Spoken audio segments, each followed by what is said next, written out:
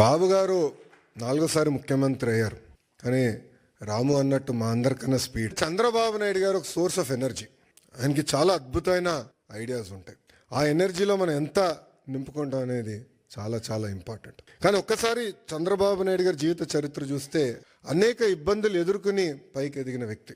కేవలం రాజకీయాల్లో కాదు, ఈజ్ అ సీరియల్ ఆంటర్‌ప్రెన్యూర్. ఇక్కడ మీలో చాలా మంది ఆంటర్‌ప్రెన్యూర్స్ అవ్వాలనుకుంటున్నారు. ఆయన సుమారుగా 4 కంపెనీలు స్టార్ట్ చేశారు, 3 ఫెయిల్ అయినాయి. 4వది హెరిటేజ్ ఫుడ్స్. 3 ఫెయిల్ అయినాయని ఆయన ఏనాడు బాధపడలేదు, ఇబ్బంది పడలేదు, ఇంట్లో పడుకోలేదు. 80% సక్సెస్ అవ్వాలని ఆయన వెళ్ళారు. రాజకీయాల్లో మనం చూసాం, ముఖ్యమంత్రిగా దేశం మొత్తం ఆయన వైపు చూసే విధంగా ఒక నాయకుడిగా ఆయన ఎదిగిన. రాజకీయాల్లో హైస్ ఉంటాయి, లోస్ ఉంటాయి. ఆయన ఎప్పుడూ ఆయన హైని లో ఎటు తీసుకున్నారు అట్టనే తీసుకున్నారు. వాస్తవంగా మాకు లోయెస్ట్ పాయింట్ బాబు గారిని అరెస్ట్ చేసినప్పుడు. బహుశా ఇక్కడున్న అందరు కూడా అది మన జీవితంలో లోయెస్ట్ పాయింట్. నేనున్నాను అక్కడ. ఆయన ఎక్కడ అధైర్యపడలా. చూశారు, జడ్జి వైపు కూడా నవ్వుతా చూసి నడుచుకుంటూ వెళ్ళారు. ఎక్కడ అధైర్యపడలా.